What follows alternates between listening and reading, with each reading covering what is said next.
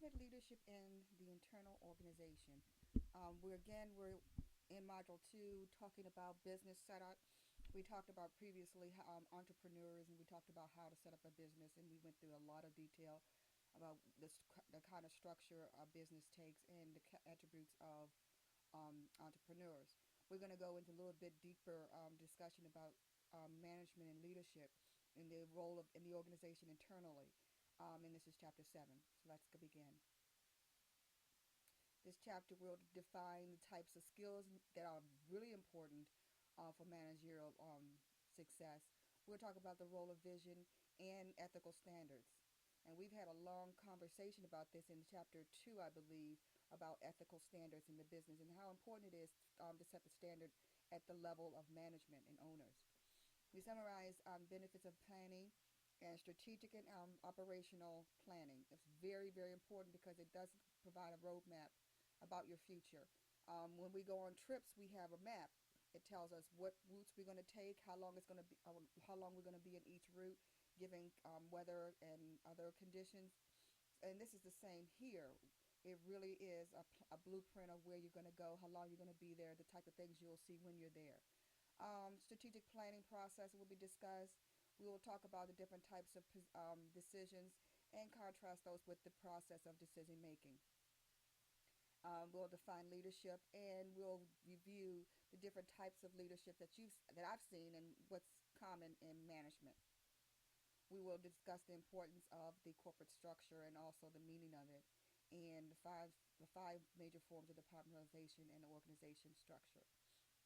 So it's going to be a very broad overview of management in a nutshell. And you will be discussing these and reviewing these in finite detail in management courses as you proceed in your class, in your studies. Managers are individuals who work at achieving certain objectives. Their objectives vary depending on the role that they have within the organization. They could be middle management, they could be supervisory management, which is probably the first line of management, and they could be top management, which relies heavily on strategic planning and macro at the micro level, at the macro level, at the big top level, top down approach. Top management includes the CFO and the CEO, and obviously the CFO is going to be a CPA or someone who has a very, very strong skill set in finance and accounting. Government level will be the mayor or the governor, or a chief executive officer. Obviously, this chief executive officer may not be a finance person, but it will be someone like a Steve Jobs, who is an innovator, creator, and a visionary, generally speaking. Middle managers are another role. The top manager generally have a long range view. They are visionaries. They pretty much want to see 5 to 10 to 15 years down the road for an organization. And that's very, very common because of the ever changing environment in which we have to deal with in the form of business, particularly with regards to technology. 5 year plans, 10-year plans is not unheard of.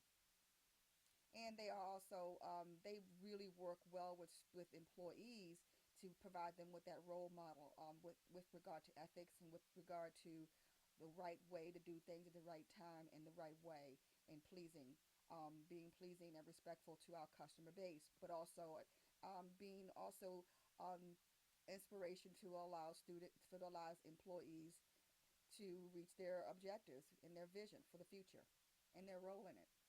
Middle managers, they have specific knowledge, a specific knowledge base, and generally, middle managers have a specific area where they will oversee and are the manager of. For example, you might see a controller, which would be over treasury and accounting function. You might see a marketing management person who will be responsible for the entire managing of the marketing role, including hiring and so forth, and planning and so forth. And then you'll see another middle manager, which will be probably someone who is over the human resource function, or the production manager will be over a different area. They have much more detailed responsibilities. They are more implementing versus setting standards. And that's the big deal. I mean, that's they really make certain that the actual top managers' plans are carried out, and they monitor, they evaluate, and they report. Supervisory managers are the hands-on people. They implement plans. Obviously, they're given plans by the division heads and directors on how to carry out the day-to-day activities. So they are more or less day-to-day activities. They're involved with the employees directly. They solve problems. They assess goals. Obviously, they report to middle management and top management on their respective roles. But these are the first line of managers, and they are very much involved in day-to-day activities, so they are in the nitty-gritty of the work product. Obviously, technical skills are needed, and on the screen you see technical skills can be specific knowledge. And let's use a human resources person as an example. She's a director of human resources, and her job is to oversee the entire human resource function. That includes recruitment, that includes hiring, termination, that includes benefits, that includes laws that relate to training to ensure that the employees are adequately trained, that includes background checks, um, and so forth. Those skills, so if she's a manager of that human resource function, she truly needs to have the skills that's needed in order to function as the human resources manager for that area.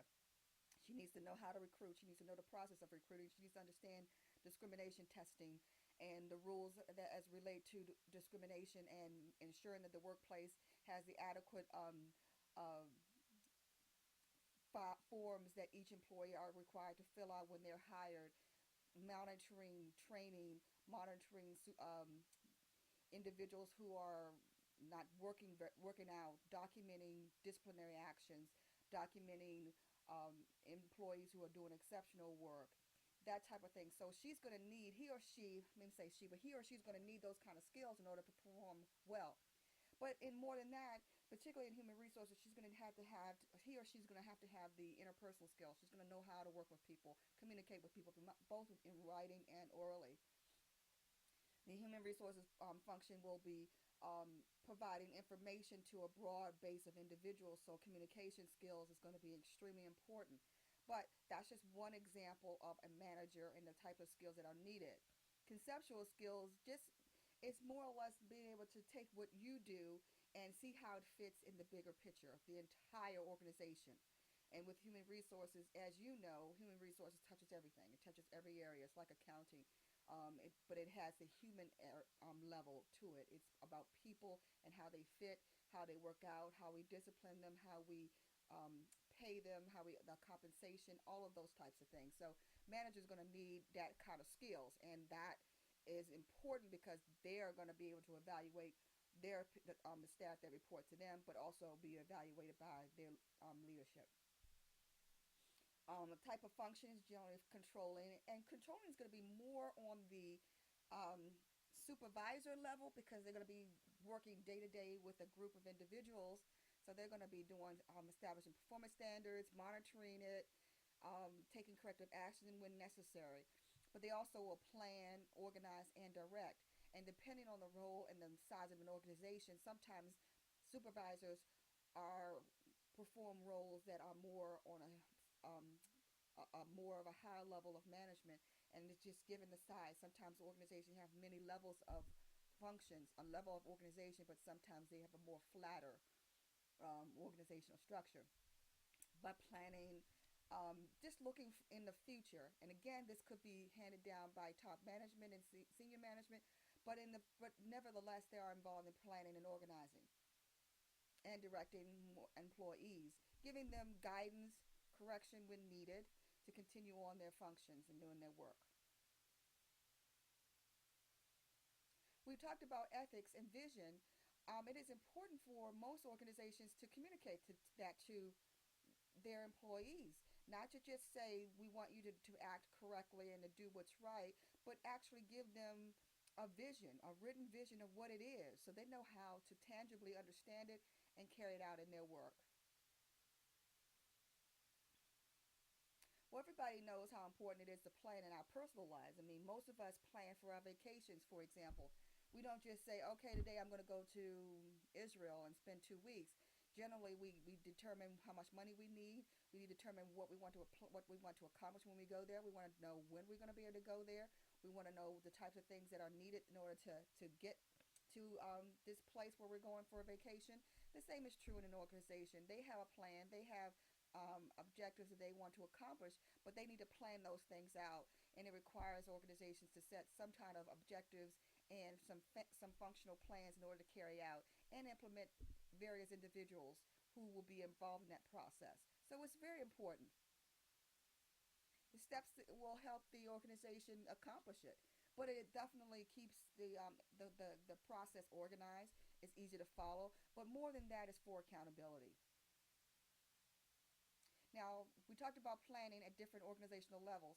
We're talking about strategic planning, tactical planning, operational planning. Operational planning is something we all do, but it's definitely at the frontline management role simply because it has to do with daily, weekly type of procedures and things that we're going to do. But operational planning is essential. I mean, we can't just have strategic planning without it being put into place. We have to make certain it's operational. So operational managers are actually very important because they can tell you this will work, this will not work. Tactical is generally middle managers. These are department heads, and they definitely deal with quarterly and semi-annual plans because they have to assess their performance. They have to assess whether or not their department is in any way um, reaching the goals and the objectives given to them by top management.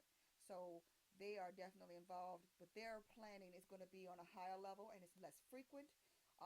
Monthly, some of the middle managers at many organizations meet on a monthly basis.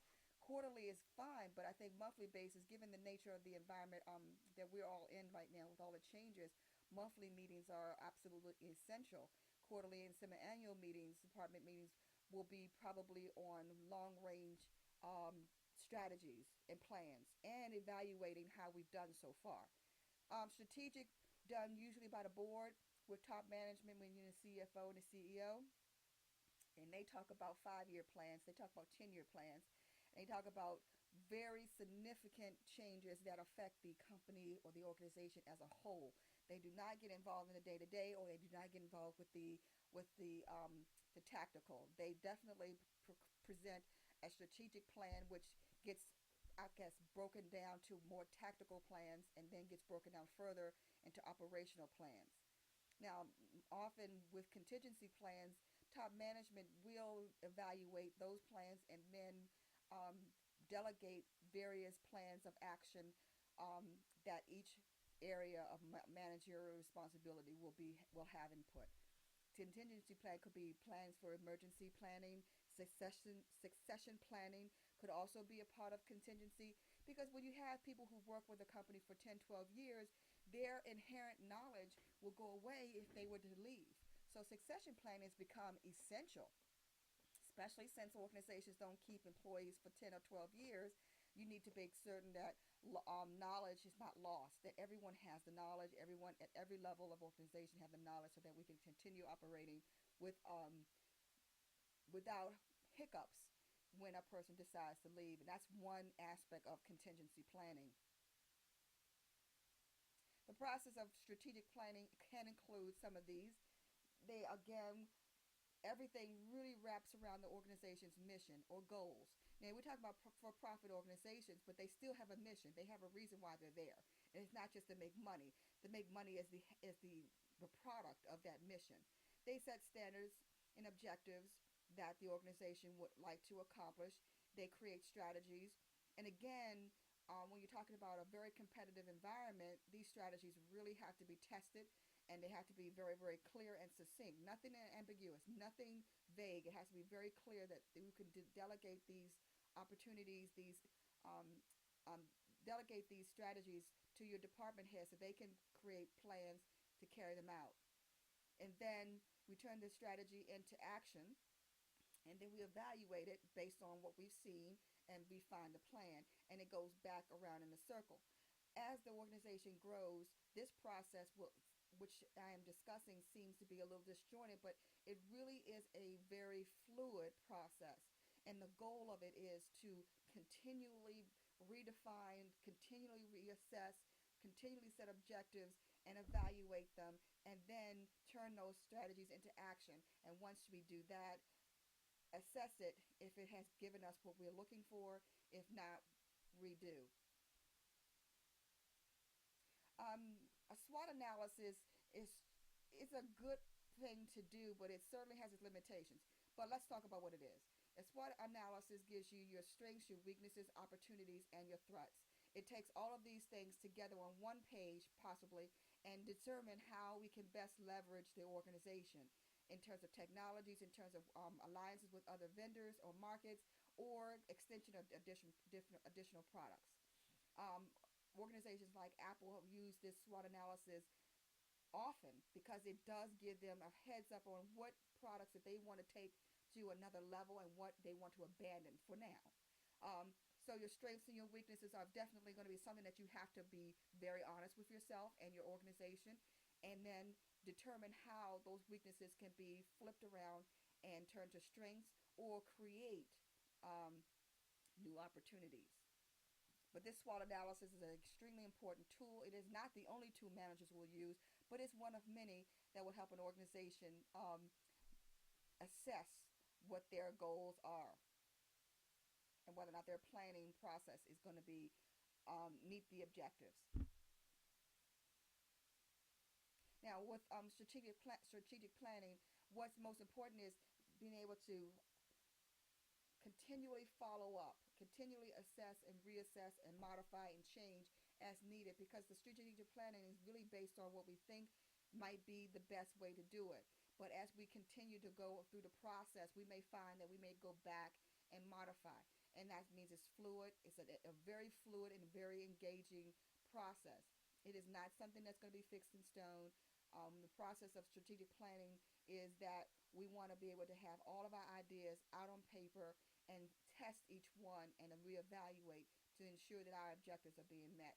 So we want these little guidelines, we want these little road maps, little markers to make certain that we are actually proceeding in the desired direction. In addition to competition, we want to make certain that the, the plan considers the importance of how our product or service is different from someone else's. We need to be set apart, and we need to figure out how can we set it apart and still maintain our current base of customers. Managers are as decision makers, they're going to need quite a bit of information to make decisions. But the main process is analyzing the opportunity, evaluating alternatives, and determining if the alternative will work, and assessing the results of it. It seems very, very logical in its orientation. It's not difficult to understand. It's just that we want to make certain that every solution that we select, we make certain that it has been tested and implemented, and then assessed if it worked. Program decisions involves problems with predetermined solutions. Now, these generally are problems. These are threats. For example, in the SWOT analysis, you saw the threats.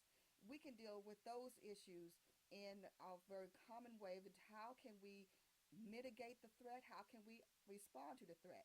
So it's no longer a threat, it becomes then an opportunity.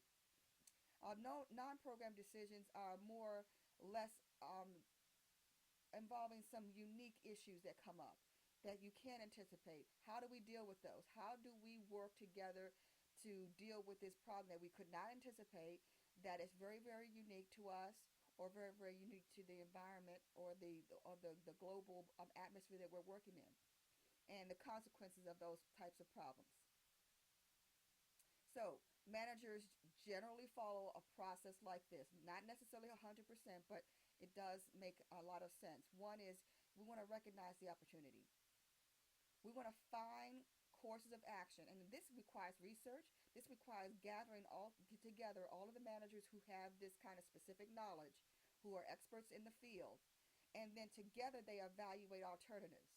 Obviously, using a SWOT analysis would be a great opportunity here because it, as you evaluate the alternatives, you will have to develop what the strengths are, what the weaknesses are, and what the threats may be. And then finally, select and implement the chosen alternative. Again, using SWOT analysis and using the market conditions and research, you may determine which of those alternatives will be the best one to invest money and time in. And then once you implement, you follow up and determine if the decision was effective. That means assess the performance. Did we get what we were looking for? If we did, how much? If we did not, why and why not? And that will be the basis of which you will determine if that alternative is the best course of action. Leadership. Everyone talks about leadership, what leadership is to them. I'm going to give you the textbook and we can talk about this further in discussions topics. Leaders as managers. A manager does not mean it's that does not equate to a leader. Okay, leaders have the ability to direct and inspire.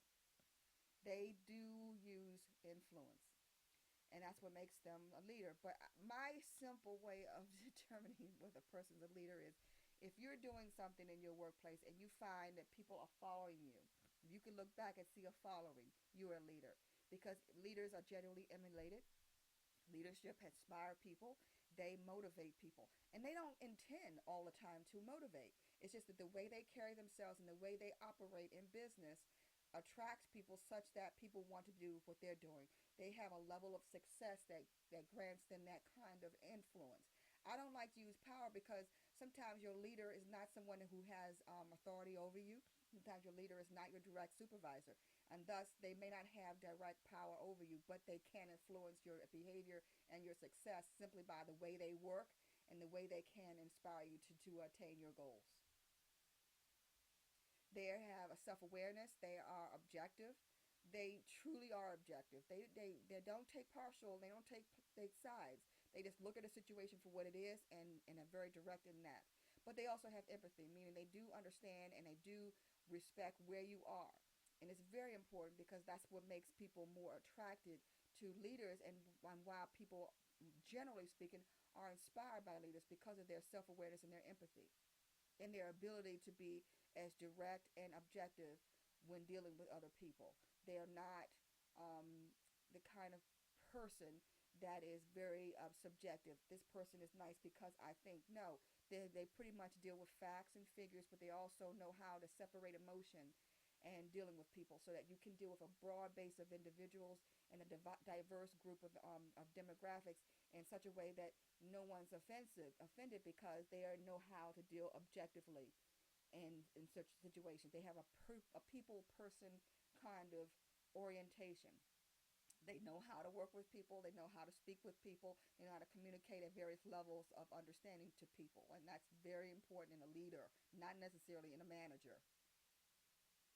There are several styles: autocratic, democratic, free reign. Most people understand the democratic because of the way this country is run. You know, people allow a person to delegate, to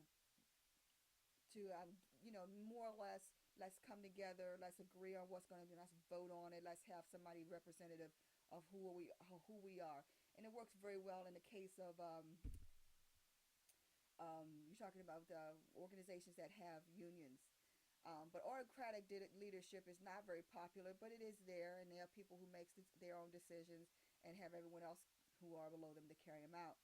Free reign is used to, years ago when I was in school, they used to call free reign laissez-faire, which I believe is a French word, which is do your own thing kind of thing. And that is not generally a leadership style that's supported in this day and age. And the reason is because the world is complicated. And the second reason is because we're global. Even small organizations are actually doing business outside of their nation's borders. That's being said, free reign doesn't work, and it creates more of a chaotic. But it does leave a lot of decisions to the employees, and it has its place when you're talking about a very small organization. But I have not seen a free reign leadership. I've seen more democratic, less likely autocratic. But I don't think I've ever seen the free reign leadership. And one thing you could think about is which one describes you. Corporate culture is the way the organization believes, how it believes, how it exercises principles and its values. And the culture doesn't have to be something in writing. It could actually be how the employees treat the customers. They were trained to treat the customers in a certain way. That becomes their core value. That becomes their system of principles and beliefs. And their beliefs could be that customers are important, and they're so important that we give them the right to say this is what they want, and we give it to them. Or it could be something else. Managers can use other types of things to reinforce the culture. They can have their own, in a business of what kind of organization you're dealing with. I can give you one example. Working with a nonprofit, um, we used we used different types of training sessions within the organization to remind the employees of what is important and why we're here. And that created a culture of we can never lose sight that we're a nonprofit organization and that our job is to end homelessness, for example. And everything that we do has to have that aim. So what the managers did was to make certain that we always had homelessness as a solution in our faces at all times. Why we're here? Because we're trying to end homelessness. We're collaborating with the government and other individuals within the state and local counties. How can we work with you to eliminate homelessness in your communities? And so that's their way of reinforcing the culture of the organization. And it's so varied. I mean, depending on the organization and what they're trying to accomplish, it can be shown in symbols, rituals, ceremonies, stories, reinforce it, or in training, or in their their brochures. For example, every year brochure for the homeless organization I'm referring to, they would have to go through that brochure to ensure that they are in fact communicating correctly their beliefs and values to any person that is involved with the organization, including employees and those who they form strategic relationships with.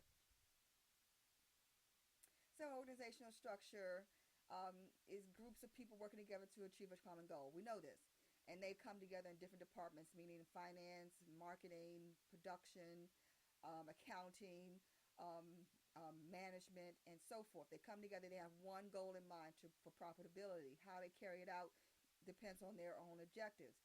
But they determine the works that are necessary. They form group activities. Each department have their own responsibility, but it all works together as a whole. They assign specific activities to positions or departments for them to carry out, and they coordinate those things. And then together as a group, they evaluate the results. And this is generally done, part five is generally done by department heads because they go in and they assess their own group and they say, this is what we've accomplished. And then together we assess it based on the organization-wide objectives. This organizational chart is standard, but as companies, try to be more efficient with their organization, these levels may very well be smaller. But it is a very good organizational structure that currently works for many fairly large organizations. Small companies may have their president and only have their frontline managers and then have employees, which thus would move in this line here about the VPs.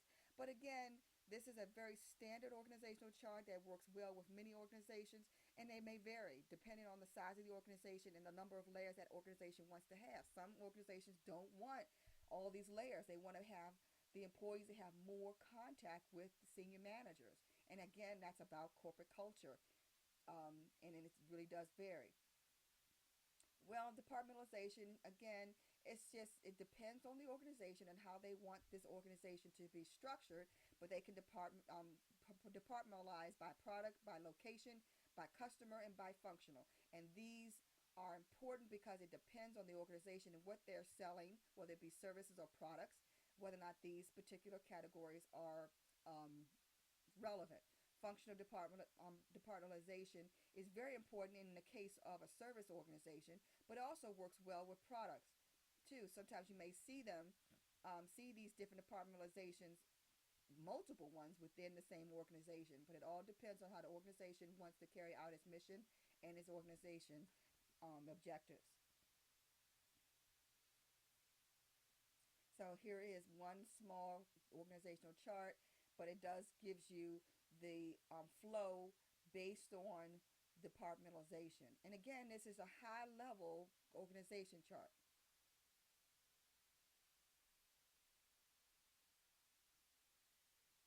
Delegating work assignments. Again, just it's just more or less signing work to someone else to do. And bosses do that. Frontline supervisors delegate work based on the work given to them.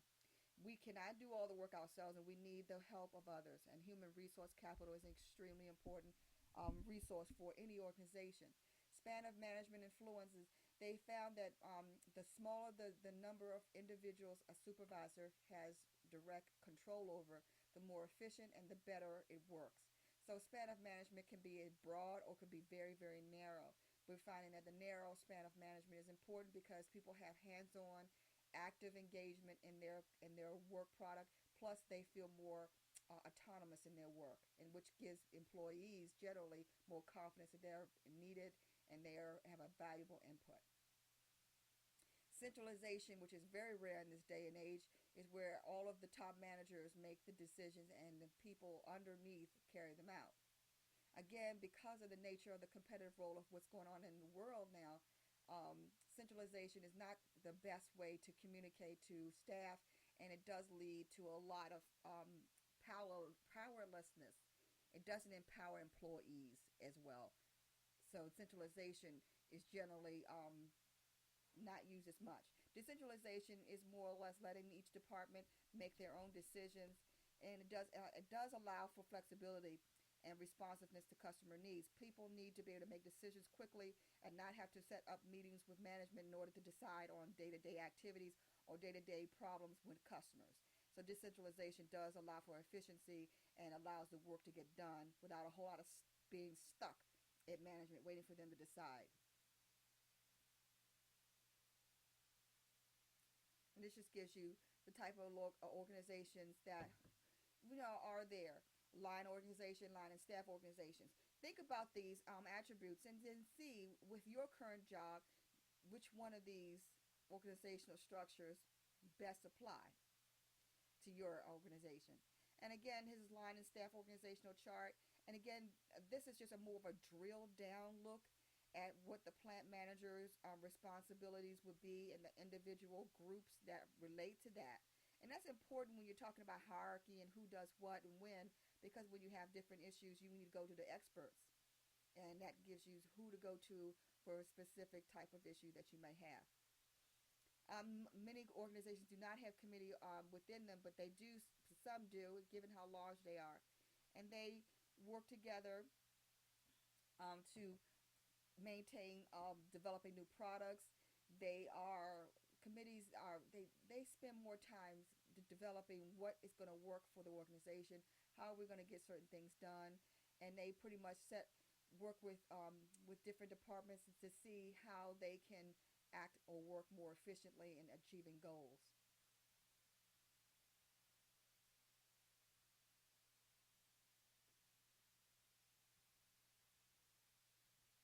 Matrix organizations. A matrix is really a combination of different structures, and I have not seen it, but I've been in government for a good while. But matrix organizations link employees from different parts to work together. This is more or less in the team approach, which works very well. We may do a team activity just to show how important it is when you get people together who have different skills that you don't possess in working on a project.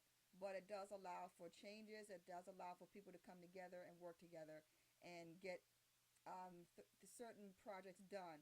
It does have a disadvantage though, because employees don't report to their they don't report to their these individuals in this project management team. So it's kind of when there are conflicts, it begins to be a little bit of an issue. But integrating skills from many specialists may be coordinated, and it does take a lot of work. It actually takes a lot of work, but working in teams is a good thing for organizations. And many companies would not be here today if it had not been for the ability of a team leader to bring it together and get people from different aspects of the organization to create this one big project. And this is just an example of the matrix organization. Now, my question to you would be, do you have experience in a matrix organization, and what kinds of things you feel works and what kind of things do you feel doesn't work? We would be very honored to hear your perspective on the matrix organization, which is definitely a team approach, borrowing people from different areas to achieve a specific project. And we'd like to know how it works and what kind of things that you experienced, and whether or not those things were insurmountable, or did they bring you guys closer together.